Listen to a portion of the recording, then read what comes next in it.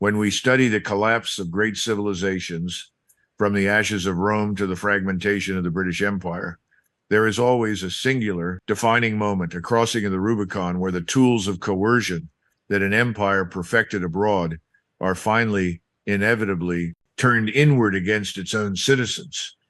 We are witnessing such a moment right now, unfolding not in a distant war zone or a proxy battlefield in the global south, but in the frozen streets of Minnesota. The veneer of stability that the United States projects to the world has shattered, revealing the rotting architecture of a superpower in terminal decline. What is happening in Minneapolis is not merely a civil disturbance.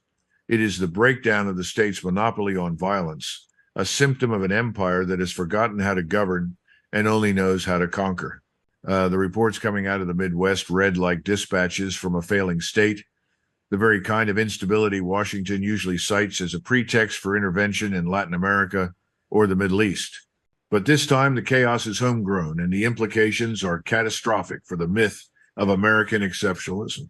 Consider the gravity of the situation reported by CBS News on January 16. We are seeing a sequence of events that implies a total loss of control by federal authorities. President Trump has threatened to invoke the Insurrection Act to deploy active duty troops to Minnesota. Let that sink in. The executive branch is preparing to treat an American state as hostile territory to solve a political and social crisis with the blunt instrument of military force. This is not the language of a democratic leader. It is the language of a colonial governor suppressing a rebellion. Senator Tina Smith has correctly identified the magnitude of this threat, stating explicitly that Trump is effectively declaring war on Minnesota. She accuses the president of throwing gasoline on the fire, using dangerous rhetoric that transforms a domestic dispute into a battlefield scenario. And a battlefield is exactly what Minneapolis has become. We are not dealing with peaceful protests or simple civil disobedience. We are looking at the operational collapse of federal law enforcement. The details are staggering and paint a picture of an internal security apparatus that is being overwhelmed. In a shocking display of lawlessness, FBI vehicles, unmarked SUVs belonging to the most powerful law enforcement agency in the world, were smashed into and looted. This was not petty theft. This was a tactical acquisition. The looters stripped these federal vehicles of highly sensitive items, including body armor and weaponry. The FBI is now so desperate to recover these stolen assets that they have offered a reward of up to $100,000 for information leading to the arrest of those responsible. When the Federal Bureau of Investigation is forced to put a bounty on its own stolen weapons, lost on American soil to its own populace, you know that the social contract has been incinerated. This is the kind of security failure we expect to see in a destabilized regime in the immediate aftermath of a coup, not in a major American metropolis. It signals that the fear of the state has evaporated. The populace no longer views the federal agents as protectors, but as an occupying force to be resisted, raided, and stripped of their power. But to truly understand why this is happening, we must look at the catalyst, the spark that ignited this powder keg. It was an incident involving Immigration and Customs Enforcement, or ICE. An ICE officer shot a Venezuelan national in the leg in North Minneapolis. The irony here is thick enough to choke on. For decades, the United States has treated Venezuela as a playground for its geopolitical experiments, imposing crushing sanctions, attempting coups, and strangling its economy in the name of freedom. Washington destroyed the social fabric of Venezuela, driving millions to flee, only to hunt those very same refugees in the streets of Minnesota with militarized federal agents. The violence we exported to Caracas has come home to Minneapolis. This shooting triggered a chain reaction.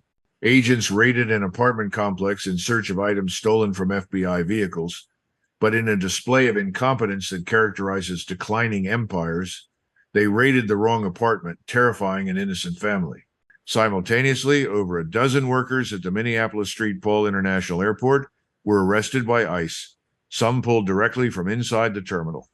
These are dragnet tactics. This is the behavior of a paranoid state that sees enemies everywhere, in the airports, in the apartment blocks, in the immigrant communities. This brings us to the core thesis of our analysis today. The United States is suffering from the Imperial Boomerang, This is a historical concept derived from the observation that methods of control used in the colonies eventually returned to haunt the colonizer. For the better part of a century, specifically during the Cold War and the subsequent unipolar moment, the U.S. establishment perfected the art of destabilization. We saw it with the Monroe Doctrine, which treated the entire Western Hemisphere as a backyard subject to American whims. We saw it in the CIA-backed coups in Guatemala, Chile, and Iran. In those territories, the U.S. funded militias, armed insurgents, and undermined local governments to ensure compliance. Washington normalized the idea that political disagreements could be settled by force, that sovereignty was conditional, and that order was whatever the gun dictated. Now, that same logic has infected the domestic body politic. The Insurrection Act, which allows the president to deploy troops domestically, is the ultimate tool of this internal colonization. It treats the citizens of Minnesota not as constituents with grievances, but as insurgents to be quelled. The systemic hypocrisy is blinding. The U.S. State Department routinely issues travel advisories and condemns other nations for deploying the military to handle domestic unrest. When sovereign nations in the global south utilize their security forces to maintain order against foreign-backed rioters, Washington screams about human rights and authoritarianism. Yet, and here we have the President of the United States threatening to use a law from the 1,790 to unleash soldiers on American streets. This exposes the fragility of the American experiment. The institutions that were supposed to check this power are crumbling or are complicit. The looting of the FBI vehicles is symbolic of a deeper truth. The people have realized that the emperor has no clothes, or in this case, that the emperor's armor can be stolen and used against him. We are witnessing the unraveling of the internal legitimacy of the U.S. government. They can no longer command obedience through respect or law. They must now resort to the raw threat of military occupation. This is not strength. This is weakness masquerading as force. It is the panic of a ruling elite that realizes it has lost the consent of the governed and is now terrified of the population it exploited for so long. As we move deeper into this analysis, we will see how this internal fracture is not just a domestic issue, but a signal to the world that the hegemon is paralyzed, creating a vacuum that the rising multipolar world is more than ready to fill. The chaos in Minnesota is not an isolated malfunction. It is the visible cracking of the entire operating system of American hegemony. To understand why troops are being threatened against American citizens, we must look at the mechanism that has failed. For decades, the United States maintained its global dominance through a triad of control: economic sanctions, the supremacy of the dollar, and the projection of overwhelming military competence. This system was designed to strangle disobedience abroad without firing a shot. Venezuela was the primary laboratory for this cruelty. Washington threw every weapon in its non-kinetic arsenal at Caracas, seizing its gold, embargoing its oil, and cutting it off from the SWIFT banking system. The goal was to force a collapse so absolute that the people would rise up and install a U.S.-friendly puppet. But the system failed. Venezuela did not fall. Instead, it pivoted. It found lifelines through the emerging multipolar order, utilizing Russian logistical support, Chinese finance, and the shadow fleet to bypass the blockade. This resilience enraged the imperial planners in D.C. Having failed to break the Venezuelan state abroad, the apparatus of coercion has now turned its frustration on Venezuelan bodies at home. The shooting of a Venezuelan national by an ICE officer in Minneapolis is the violent blowback of this failed foreign policy. It represents the importation of the dirty war tactics used in Latin America directly into the Midwest. But here is where the system failure becomes undeniable. When an empire is strong, its domestic security is invisible, quiet, and efficient. It relies on the consent of the governed. When an empire is dying, its security becomes loud, brittle, and militarized. The raid on the Minneapolis-St. Paul International Airport, where ICE agents dragged over a dozen workers out of the terminal, serves as a perfect metaphor for this desperation. The airport, a symbol of global connectivity and commerce, was turned into a theater of state violence. This disrupts the economic lifeblood of the city, proving that the state is willing to cannibalize its own infrastructure to hunt down enemies it created. They are burning down the house to catch a mouse. Furthermore, the specific nature of the resistance in Minnesota exposes a catastrophic loss of prestige and fear. The looting of the FBI vehicles is a pivotal moment in this narrative. In the past, the letters FBI commanded instant terror and compliance. They were the untouchable Praetorian Guard of the regime. Today, in the streets of Minneapolis, they are targets. The fact that looters were bold enough to smash into these vehicles and extract body armor and weapon signals that the population no longer fears the state's retribution. They have calculated that the system is too overstretched, too incompetent, and too distracted to stop them. The $100,000 reward offered by the FBI smells of desperation, not power. It is a bribe to the public to help them do the job they can no longer do themselves. The security state has been circumvented on its own turf, stripped of its armor, literally and metaphorically. This domestic circumvention mirrors the global circumvention of U.S. power. Just as the global South is finding ways to trade around the dollar and ignore U.S. sanctions, the people in Minnesota are finding ways to ignore federal authority and acquire the tools of force for themselves. The Insurrection Act threat by Trump is the ultimate admission that the subtle mechanisms of control have evaporated. You only threaten to deploy the military when the police, the courts, and the media have failed to keep order. It is the nuclear option of domestic governance.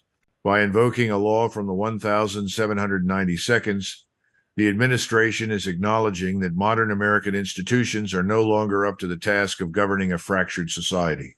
They are reaching back into history for archaic tools of suppression, because the modern tools, surveillance, propaganda, economic pressure, are no longer working.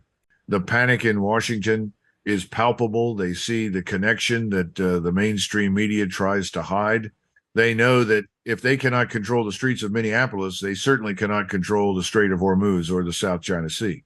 The spectacle of FBI agents begging for information on their stolen guns is being watched in Beijing, Moscow, and Tehran. It confirms their assessment. The American Leviathan is sick.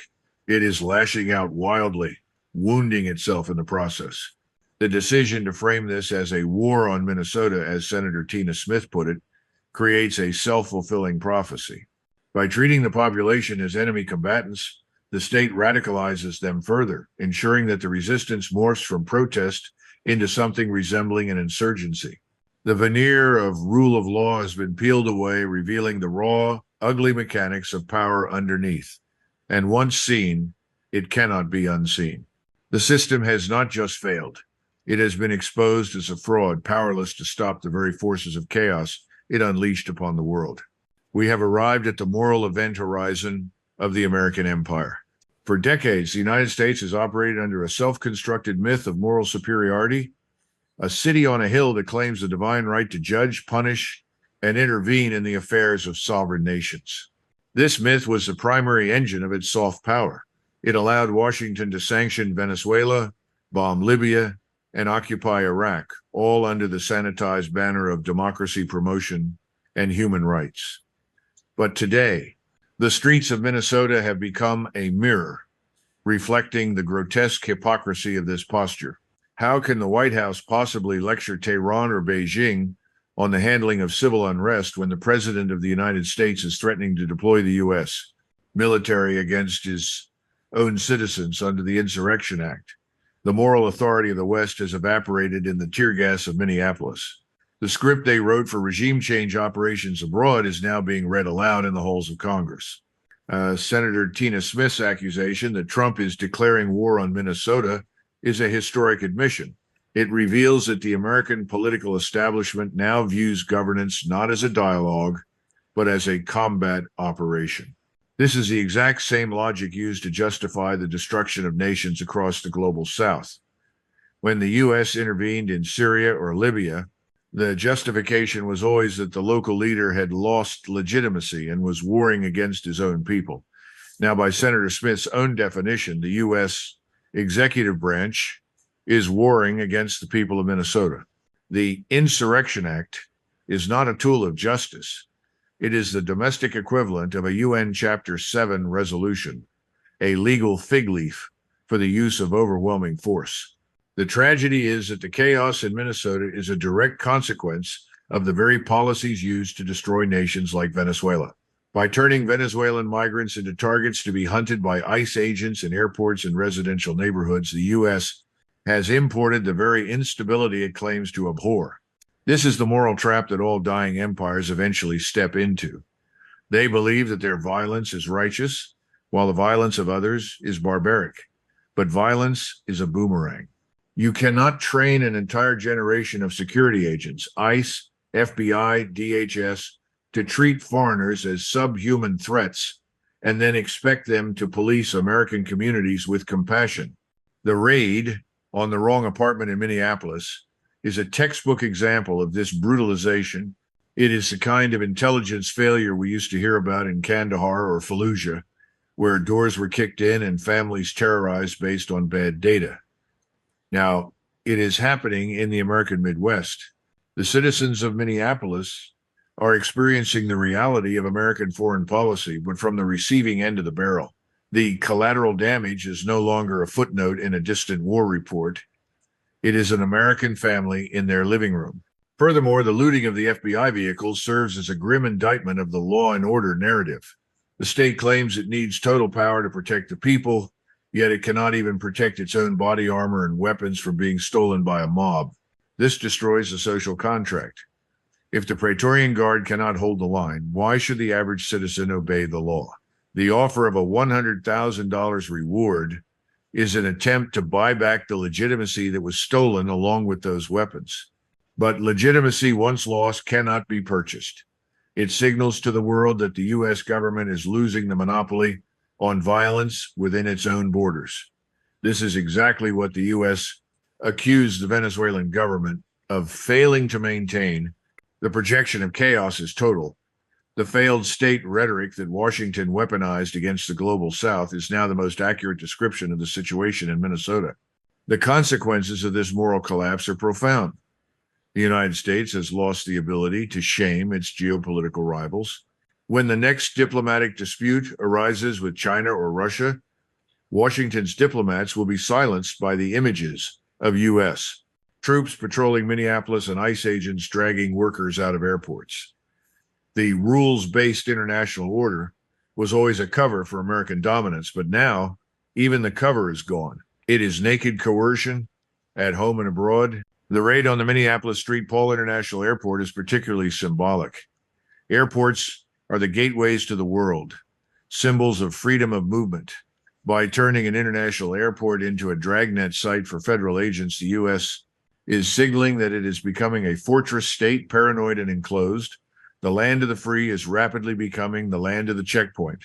We must also address the terrifying precedent of the Insurrection Act threat. History teaches us that once the military is introduced into domestic politics, it rarely leaves. In ancient Rome, the Rubicon was crossed only once, but that single crossing ended the republic forever. Trump's threat to use this act to bypass the objections of state governors and impose federal will by force is a crossing of the American Rubicon. It transforms the military from a defender of the nation into the personal enforcement arm of the executive. This is the hallmark of the banana republics that American politicians so often mock. The irony is suffocating. The U.S. spent decades exporting democracy at the barrel of a gun, and now the gun is pointed at its own temple. The chaos, the fragmentation, and the worse outcomes we predicted for Libya and Iraq are now the forecast for the United States itself. The empires come home to die. The implications of the breakdown in Minnesota extend far beyond the borders of the American Midwest. They are sending shockwaves through the nerve centers of global geopolitics. For the past decade, the United States has been engaged in a great power competition with China and Russia, a struggle defined by the projection of strength and stability. But the events unfolding in Minneapolis constitute a catastrophic intelligence and propaganda failure for Washington. The adversaries of the United States do not need to fire a hypersonic missile or blockade a port to weaken American resolve. They simply need to broadcast the footage of FBI vehicles being looted and the president threatening to deploy the military against his own people.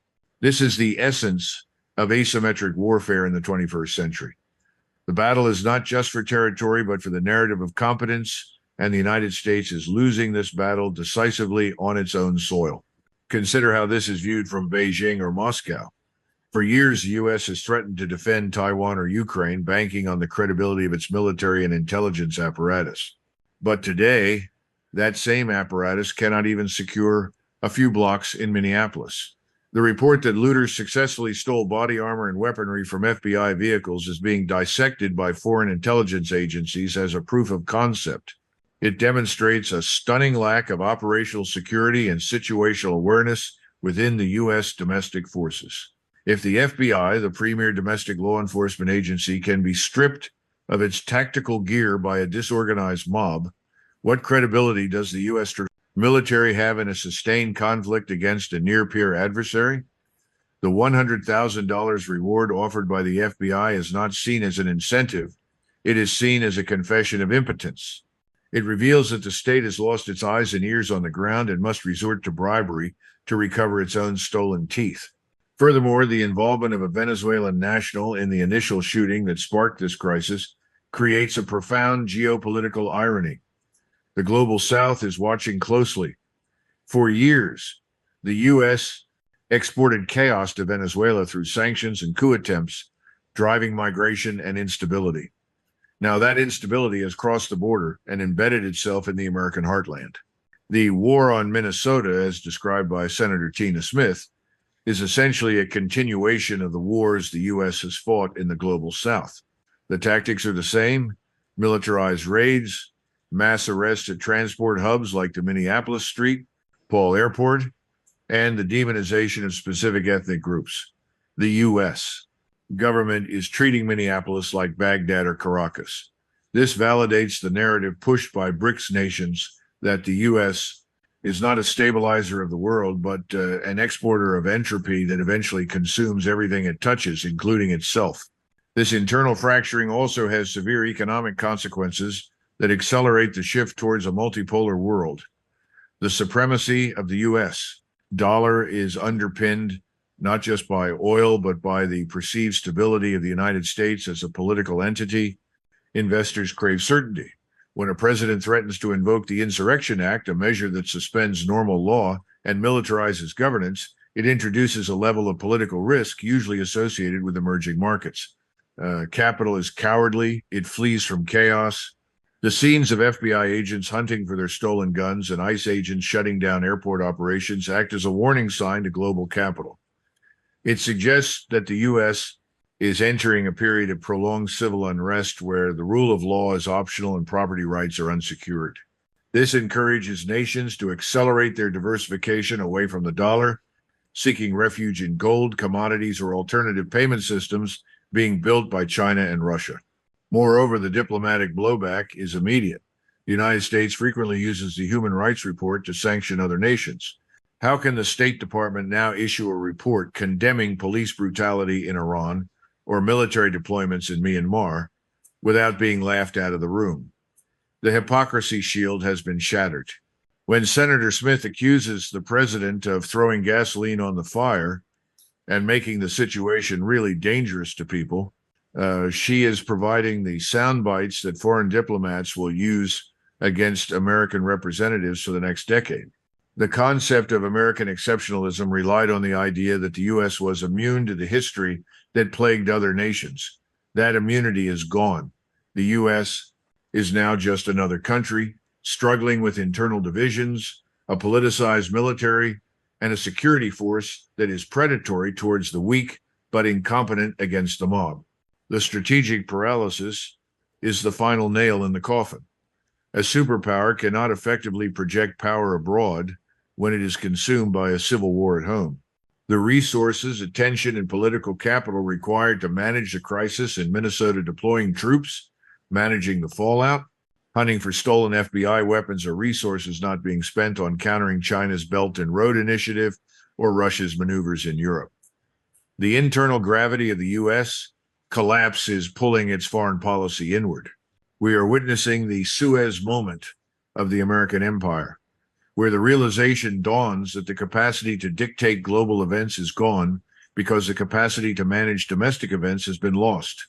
The looters in Minneapolis didn't just steal body armor, they stole the illusion of American invincibility. We stand today at the twilight of the American century, watching the sun set not over a foreign battlefield, but over the smoldering distrust in Minneapolis. The events of this week, the threat of the Insurrection Act, the looting of FBI vehicles, and the militarization of an international airport are not merely news cycles. They are historical markers. They signify the moment when the empire, exhausted from trying to control the world, returned home to find it had lost control of itself. The United States now faces a binary choice, a fork in the road that determines the fate of all declining superpowers. It can choose the path of humility and restraint, accepting that the era of unipolar dominance is over and focusing on rebuilding its shattered social contract. Or it can choose the path of the Insurrection Act, the path of doubling down on coercion, using the military to enforce a unity that no longer exists organically. Tragically, the evidence suggests Washington has chosen the latter. By treating the crisis in Minnesota as an act of war rather than a cry for help, the administration is accelerating the very collapse it seeks to prevent. The raid on the Minneapolis-St. Paul International Airport proves that the state sees its own infrastructure as a threat vector. The $100,000 reward for stolen FBI weapons proves that the state has lost its aura of invincibility. These are the spasms of a system that is terrified of its own shadow. The Venezuelanization of American politics is complete, not because of immigrants, but because the U.S. government has adopted